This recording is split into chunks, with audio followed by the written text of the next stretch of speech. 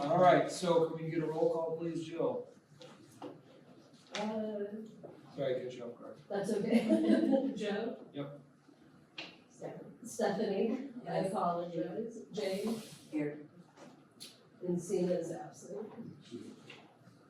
All right, so the board minutes from last board meeting, February 11th. Any, kind of a motion to accept the minutes? Is there a second? Second. Any comments, revisions, discussion? All right, roll call vote, please, Jill. Joe? Yep. Stephanie? Yes. Jane? Any public comments? Had a fairly decent public gathering, no comments. Moving on, resident council reports, and I think Barb, you mentioned you need to leave early, so we can combine resident council reports and resident initiative reports. Right. So everything's good with the resident councils, and my report is Restored Church has reached out to Williamville residents regarding a family picnic and Easter egg hunt on March 29th. They're emailing me a flyer, which I have received, and they'll provide a bus to hold 48 people. So they'll pick everyone up and return them to Gill. Kilty Kim will be at the VFW on March 14th from 10 to noon. Parents and their children will be painting coffee cups, and flyers have been sent to all sites. Both William Gill and the VFW will hold Easter parties on Saturday, April 4th from 2 to 4. However, the Meadville Housing Resident Council, because it was 70 degrees on Saturday, Leanne wanted to hold an Easter party that day, so she's gonna hold another one on April 4th. And flyers will be sent out. And Ashley Langry, a resident at William Gill, will be holding wellness stretch classes twice a month, free of charge for Gill residents in the community room on Tuesdays at 10 a.m. Thanks, any questions for Barb? I just have a question about how the flyers are distributed, like is that staff or does it go in mailboxes or does resident council take care of it? Up at Morgan, they do pass them out, because it's a smaller site, but for Elm and for the scattered sites, those are mailed out. Any other questions? All right, next up, John, your report. My report, okay. A couple things. I'm gonna start, I just want to address a couple of concerns that have been brought to me that come to me a number of times. I'd like to use the opportunity of the public meeting to address them hopefully once and for all. First off, there's been I've had a few people say that they're not able to find me or my phone number. My phone number is on the website that I designed. I put it on there 5 years ago, it's still there. It's the same phone number I've had at the authority for the 12 years I've been here, but it's the Authority Housing phone number 814-336-3177, extension 107. I take calls from all tenants where I determine and I just don't want anyone thinking that they're unable to find me. One other thing I'd like to discuss, just briefly because it's been brought to my attention on a number of occasions, is reasonable accommodations are factored per HUD guidelines on a case-by-case basis, and they are confidential and cannot be discussed with anybody. If anybody has problems with how I'm doing it, they are welcome to approach HUD. I was at HUD 2 weeks ago, and they told me they're quite happy with the job I'm doing thus far, but I'm sure that can change if anyone has concerns. I can certainly draw them to that attention. Speaking of HUD, I was there 2 weeks ago for a training. They had a new executive director training, which turned out to just be me. I thought it was going to be a big thing, and all this wasn't going to go because I'm tentative about the weather because of my walking capabilities and Joe ended up taking me down. And thank goodness she did because I was the only one. The offices are a lot of fun, but they're extremely large and extremely empty right now because I was on such short staff. But the training was excellent. They covered way more stuff than I'll probably be able to accomplish in my lifetime. But there's a lot of things that we do need to do with the director being towards. One of those things, the main one talked about it at today's meeting, deals with our PIC submissions, which they have to do with basically the units that we have occupied through all the different sites and who's living there, and HUD maintains a digital footprint of all that on their PIC report. Unfortunately, Tammy Brown used to do those for us when she worked here, and she left November 1st of 2024. And HUD brought to my attention, and this is not an all to point any fingers or anything, nobody's at fault, there's some things that have slipped through the cracks. But since that, from November 1st of 2024 forward, we have a number of deficiencies in the system. So it was brought to my attention, and we had tried, last summer into the fall, we had reached out to our Verizon software vendor, they were gonna use some of it for us, but their number, they weren't able to get it activated properly, and they worked closely with the Assad HUD, and they still weren't able to get it, so they told me we need to do something different. So I brought Tammy Brown back in, and one of the things that Lee had suggested as well was to reach out to Paula Nogate. She's the executive director for the Mercer County Housing Authority, and so I reached out to her as well. And she said, the first thing I should do is I should go on to the PIC, that's the HUD online system, and to pull the unit status reports and look at those and just make sure that those match everything with reality and what's in Horizon. And I'm going to tell you that it's not even remotely close, not even slightly. Holland Towers in particular, for whatever reason, there's over 50 variances. Nobody is where it says they are in HUD, nor are they where it says they are in Horizon. And technically, according to HUD, we're supposed to have this fixed by April 1st. I reached out to them today to plead my case and ask for an extension because there's no way possible that's going to happen. All 50 of those variances for Holland Towers are going to require interim exams. There's a lot of stuff that has to happen. We do know where everybody is per spreadsheet, but that's not what our spreadsheet says. It's absolutely not what that is. So we're working on it. It's a monster project, and once we get that fixed, then we can go in and fix all these other discrepancies that were brought to my attention at the meeting that they want fixed as well. So Tammy's going to get something running.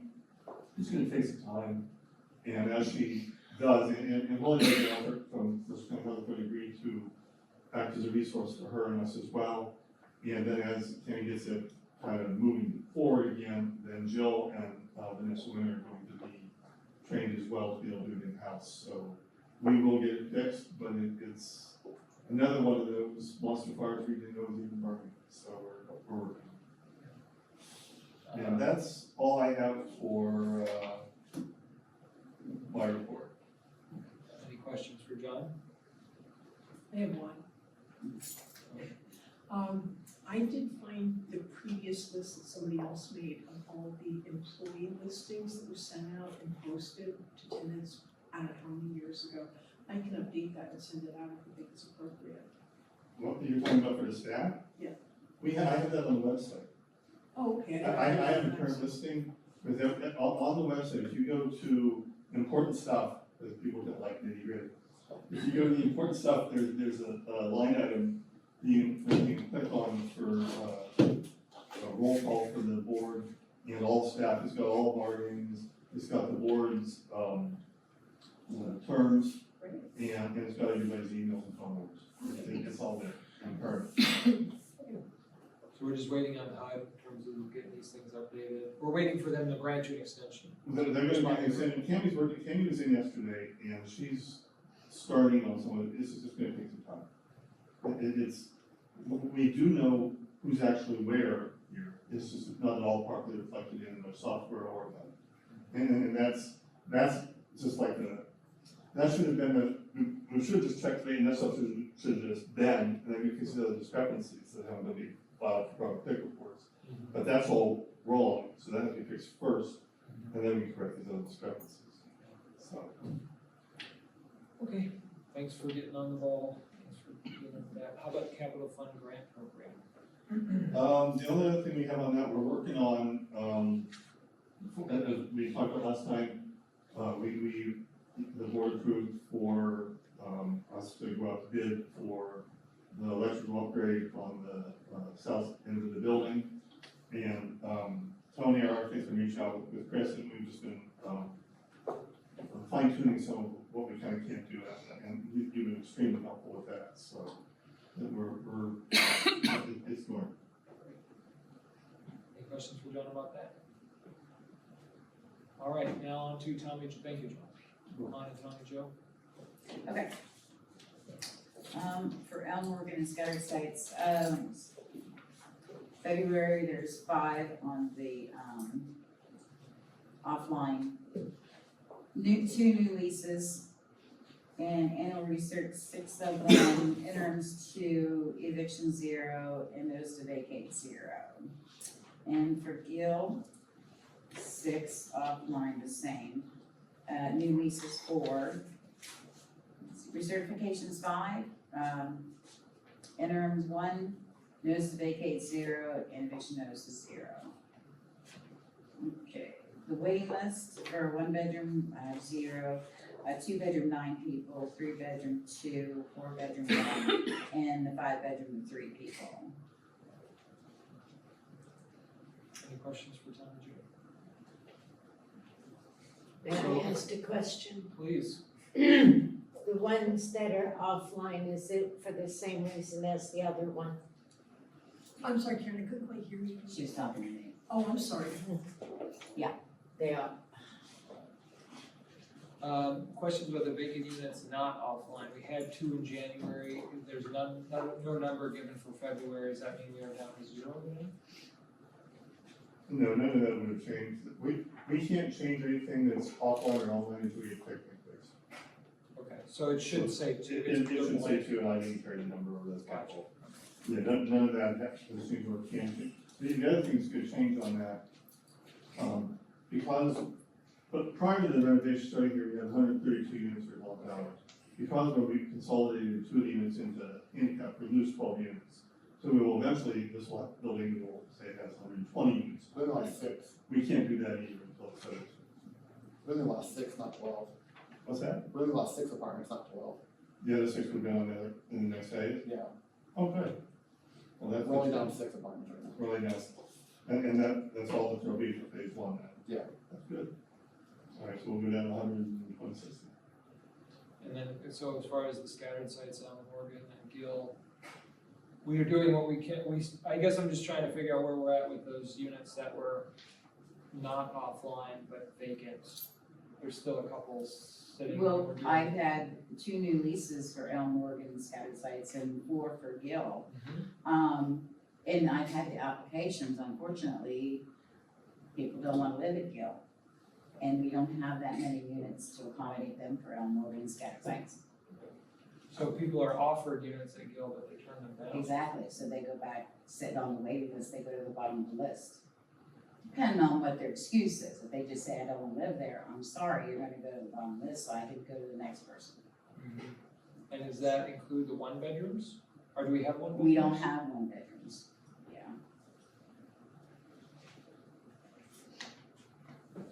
Alright, so they go back down at the end of the waiting list, but at this point, it Yes. looks like our waiting lists aren't that long. Exactly. So- It's just the way HUD wants us to do that, so that I can, if I'm ever audited, and say, how come this person's still at the top of the list, but other people are getting put in housing? So, I would show. And, I mean, we've had many discussions about 1 bedrooms. We're short on 1 bedrooms, all around. Oh, yeah. But the 1 bedroom waiting list says 0, but that doesn't mean we don't have people seeking 1 bedrooms, correct? Because didn't we There have, are people. Yeah. But the applications haven't been being accepted. Well, One of they've them, been closed because because we closed them? the primary physical activity is home towers. And then for some units that are offline too, some of, we are working on bringing some of them back a little quicker. The 1 unit, as you know, has been shut down for a period of time because there was drug residue there. And, we were under the mistaken, guidance that the unit had been kept vacant for 10 years. That is not the case. Our insurers never heard such a thing, neither has anybody else we reached out to, nor has HUD. And, when I looked on the online search through HUD, there isn't a final. They're for fentanyl, it has to be mitigated, there's no time period, there's no, acceptable limits. For meth, there are, microgram units that are, you have to be below that threshold. And on our insurer's, suggestion, we had that unit taken and retested yesterday. And so that they can narrow down, pinpoint exactly where the residue's at. And once that's done, then we will have the place gutted and redone, and then will be most supported by the sheriff. And that's an important one, the effect on lung, the five veterans. So, it will be back, hopefully by the end of the year. I'm glad we corrected that mistake, we thought we had to have it offline for 10 years. That's what we were all told. Alright, next up is Holland Tower Shore. Thanks. We have 47 units still offline due to the renovations. We have no new leases for February, 5 annual recertifications, no interims, no evictions, no notices to vacate. We still have 40 on the waiting list, and I did one housekeeping inspection in February. Any questions for Shar? Yes, I have a question. I'll come up here so you can hear me. Are we Please give gonna us your, start? if you could please give us your name. No, it's mine. If you could please let us know I'm your name. Karen Green. Thank you, Karen. Are we gonna start moving people into the finished products on the other side? Because people have been coming here and asking me where y'all are. They've been asking me as well, and I've been answering them on a case-by-case basis, but what John was speaking about earlier with the PIC reports and getting things straightened out in Horizon, which is our tenant software, we have to get those errors fixed first before we can start moving people in earnest. So I'll be moving people into apartments that are finished here and there as they're cleaned, because some of them are not cleaned to my satisfaction. So we'll get those done. Well, hang on. We want them to be suitable for move-in. And some of the ones I wouldn't move into, so we want to get them cleaned. I mean, people who want to live in here has been coming here looking for you, saying that you were moving people back in here. Well, phase one technically isn't going to be done until middle latter part of next month. And that's our best case scenario. But once that's done, we'll have the units available to move. We won't be able to move into all of them, because with the electrical upgrade we're doing in the second half of the building, we're going to have to leave a stack or two open in order to move people around. It'll be a much shorter move, but while they rewire, they have to go and put the electric frames in. I got it, okay. So the people I have transferred are the ones that came out of the original unit, the renovations are done, and they were moved back to their original apartment. Not everybody will get their original apartment, but so far the few that I've worked with have. I like mine. Now, Do you wanna stay there? yeah, I think so. Okay, then I'll get some paperwork for you to fill out, and we'll get that one done for you. Thank you. Alright, anything else? Can I say something? Sure. Okay, I was in 317, and I loved 317. But Nancy said that I could go back to 317, but John said, you can't guarantee it. I cannot guarantee anything that Vanessa told me that is correct. We will assess things as we go forward, but I'm not Vanessa, and we're gonna even try to do anything she did. I'm 84 years old, and it's hard for me to move stuff.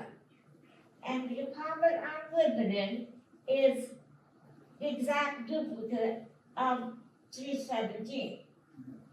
So it'd be easier, even if I had to get a doctor's excuse, for me to go move by myself, everything to make it convenient for me to move. Well, Because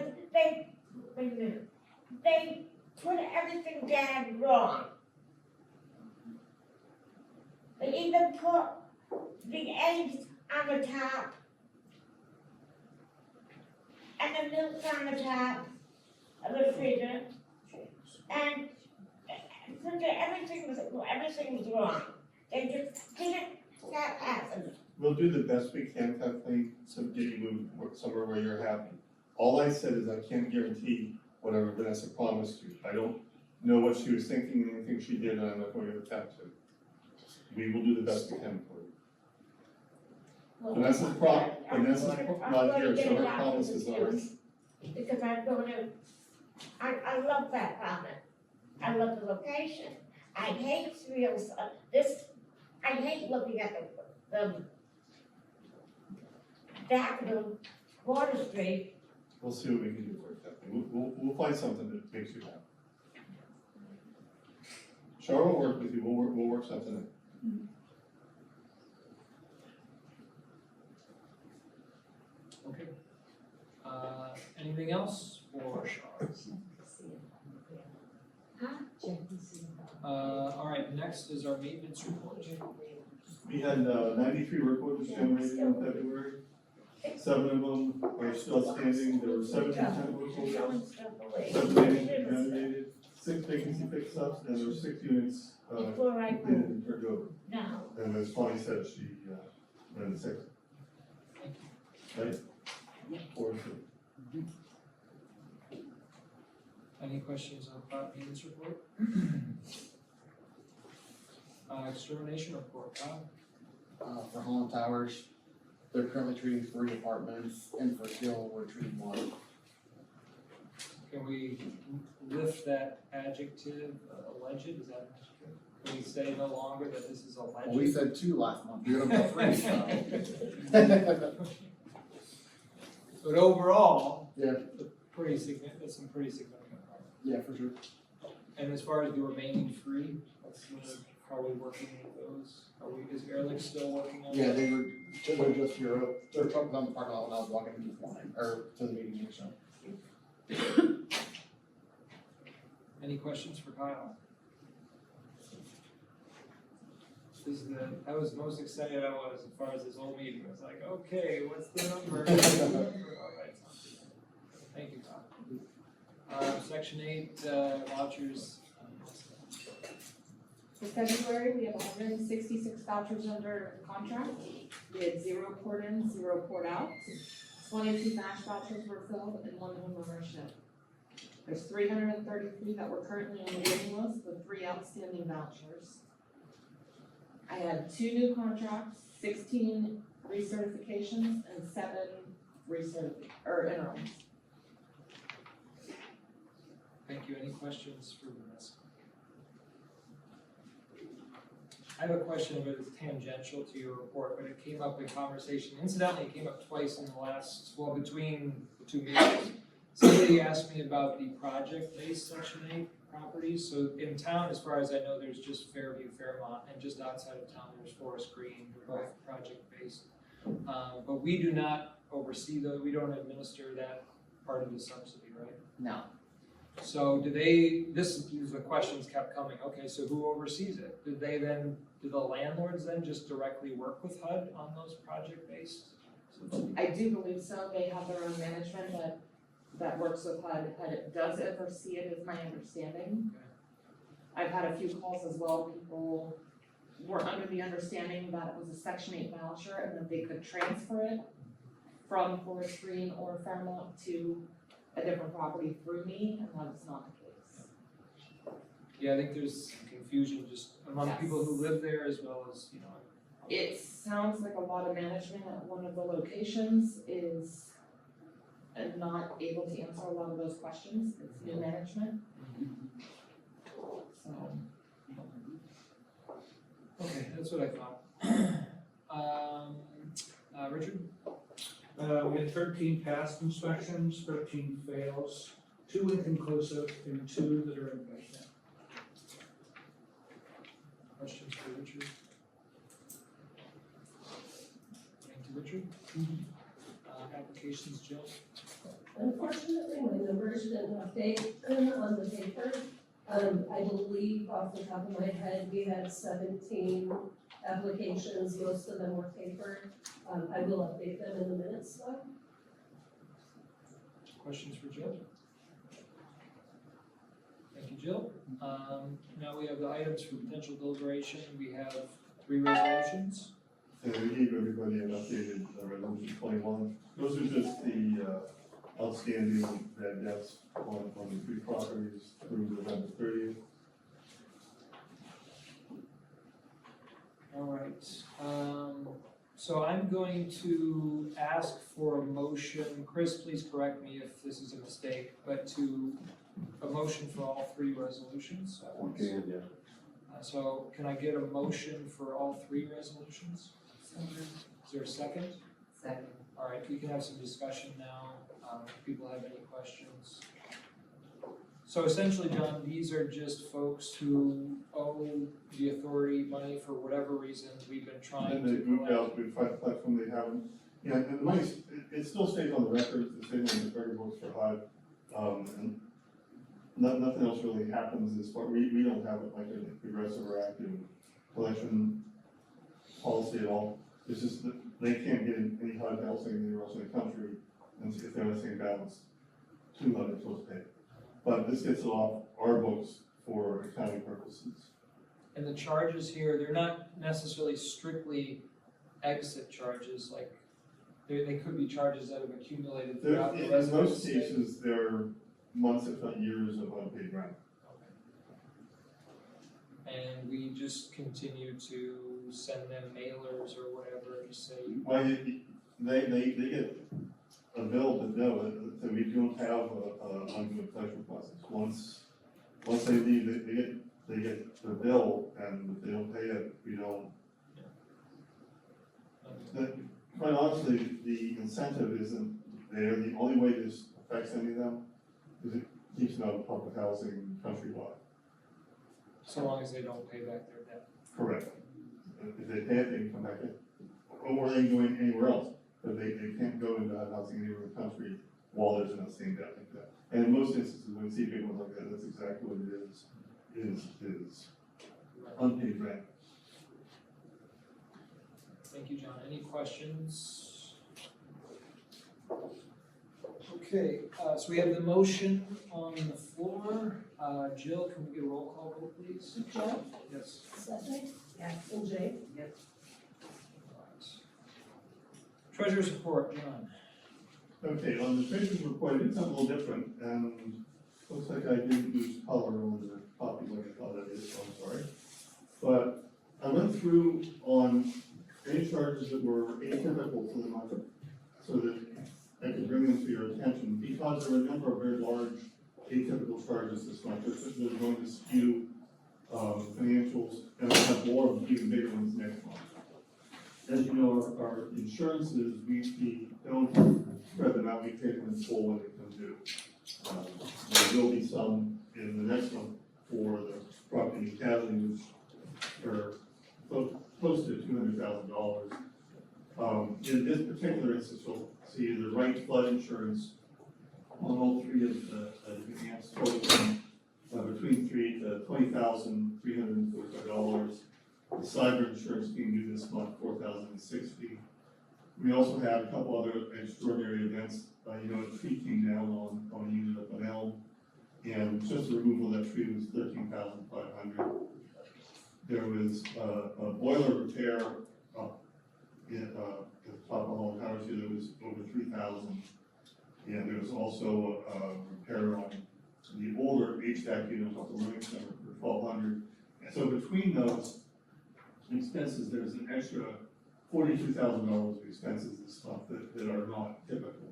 So the financials aren't as bad as they look. They're still in the red, but those insurances, for one thing, actually aren't even this year's expenses. When the audits, and those will be with the next fiscal year. And the tree removal, that'll be reimbursed by insurance, but right now, there aren't financials. So I highlighted all those in apparently gray on your report. I got orange. The digital has the color. Mine's gray, because you printed it from your own. Yeah, I need to fix the setting on the copy. But if there's any other questions on the financials, I'll do my best to answer. Those are the biggest unusual ones for the past month. Thanks for highlighting those. Any questions? Could I get a motion to accept the check registry? So, Second. Roll call vote, Jill? Joe, Abstain? Steph, yes. and Jane. All right, then now on to the last, the income statement. And as I mentioned, the financials then through, the Fed show a loss of $359,866. And that's roughly between 60 and 70,000 inaccurate. And just for the sake of, anybody who might hear that number for the first time. We've been running, as it turns out, according to the audited statements, which are the real bottom line, the fiscal year in 2024 had a $250 million loss. The first one in the 12 years I've been here. Fiscal year 2025 had a similar $250 million loss. And because we're just now starting to make a little headway in reversing and fixing some things that needed addressing, we're going to have at least that or more of a loss, I'm sure, on fiscal year in 2026. The fee account will become, usually comes in May, and I just signed the contract for the auditors, they'll be here in July. Thank you. Any questions for John on the income statements? Can I get a motion on those to accept? Second. Roll call vote, please, Jill? Joe, Yes. Stephanie, Yes. and Jane. Report of committees, Jane, is there any updates from the bylaws? No. Any new business? Any communications? I did have a question, actually relating to the resolution, that doesn't have to be new business, but, so we don't have a collections process to recover the, debt amounts, the bill amounts that people. What usually happens in these instances is they've been getting bills and statements and calls from us for a significant period of time and they ignore them. Yeah. And then they either bail or they evict. And so at that point, a lot of them don't even leave you a forwarding address. So no, there is not any, once they're gone, and that's why this is why they get rid of them. Okay. You would be spending money to get judgments against these folks. And, so I mean, you'd be spending good money after bad, most likely. And they probably wouldn't be able to pay them anything. That's right, and being able to locate them is a challenge, in these cases. The other thing is that the numbers that you show for, your resolutions, they're more accounting numbers. State law and federal law are different with respect to what you can actually recover. So like when I'm in these eviction actions and I might make a claim for back rent, we only collect back rent up to the date that we file, whereas their program continues to show rent after I file, but I'm not allowed to collect on anything moving forward because the state looks at it as the rental arrangement is ceased. But I think your software automatically, so those numbers are always different than what I actually do in court when we do pursue that. But we certainly, on individual cases where we might recognize somebody has an asset or something to pursue, then we can always do that. So it's not that we don't necessarily have to have a policy, it's just when we recognize when it's worthwhile to spend money to file. Some of these, particularly, we've had a larger number than usual lately. Some of these larger ones, when people leave, they don't just leave, they leave and leave everything there. Everything there. We found mostly intact motorcycles, furniture, everything. So you've got the expense of getting rid of all that as well. They truly have nothing to go after. It's all there. And it's not anything you can extract any value from. I've seen a few where they leave and we don't know they left. And by the time we get around to realizing there's nobody there, a lot of months of rent have gone, you know, I mean, it's, because sometimes we do have to get a formal eviction done and just so that we can gain access because we don't know what the circumstances are. And I've seen that, Tom and I have several of us. How long does it usually take with unpaid rent? How many months until you take the next step? Well, I think that, Tommy and I were just discussing that in one meeting a little bit, so these folks have the ability to be able to pursue some streams of money through the Center for Family Services and things like that, so we can't let the numbers get too high or the Center for Family Services can't assist them. So it looks to me like it's gotta be, it's usually, it gets into the $1,000 and we can't let it get too far past that. I forget where their threshold is, but, I know that, for a period of time with COVID there, some numbers did get way up there. Nobody was paying anything, and, but we cleaned most of those up, I think, and, right now, Tommy pursues the ones when they get over $1,000, and we send, she sends them a letter, and then some of them will pay, some that don't, and we ultimately work our way to the magistrate's office. Is there any, I don't know if it's okay to officially do this, but, is there any aspect of that letter that encourages them to work with Center for Family? Our managers always direct them towards. Okay, so they've already had conversations with people before it gets to that. And most of them are aware, because most of them, before it gets through screen, have already tapped out some of those along the way.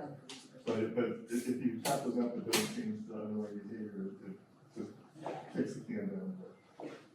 And even if we get to the magistrate's office and somebody appears to be sincere about wanting to resolve the situation, they usually make arrangements to continue the case to allow them to do, especially if they've got an attorney involved or somebody there to help them out.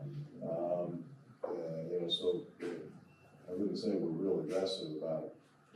We try to work it out if we can.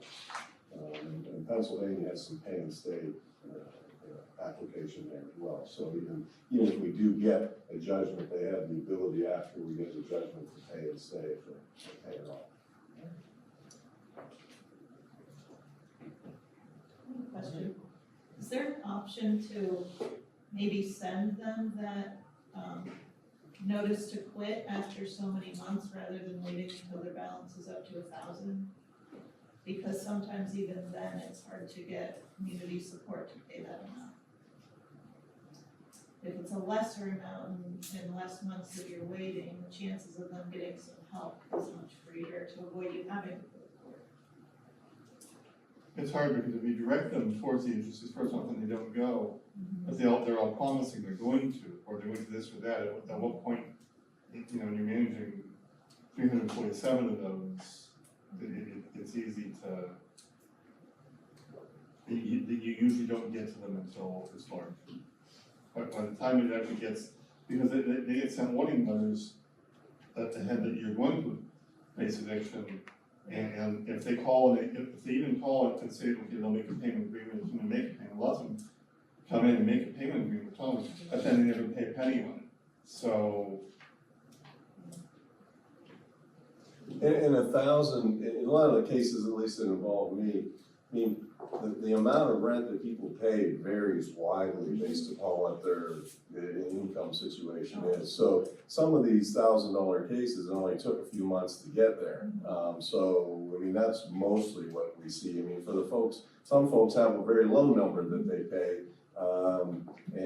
So I don't think we're waiting for it to get to 1,000 in those cases. I think it's just each situation is a little bit different, so.